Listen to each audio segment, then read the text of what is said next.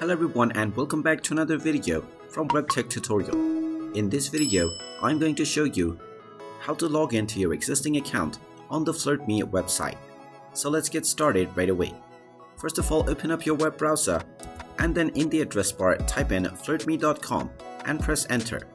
You will then be taken into the official FlirtMe website. Now from this page, in order to log into your existing account, click on the login button at the top right corner.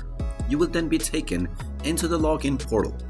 Now if you used your Google account or your Facebook account to create your FlirtMe account, then you can click on the respective buttons and log in using your Google or Facebook. And if you created your account using your email address or your username, then you can type in your email address or your username followed by your account password. Finally, click on the login button and now you will be logged in to your account on the FlirtMe application. And there you have it. That is how easy it is to log into your existing account on FlirtMe. If you find this video helpful, make sure you hit that like button and subscribe to our channel if you haven't done so already. Also ring that notification bell to never miss another update from us. Thank you for watching and I will see you again in the next video.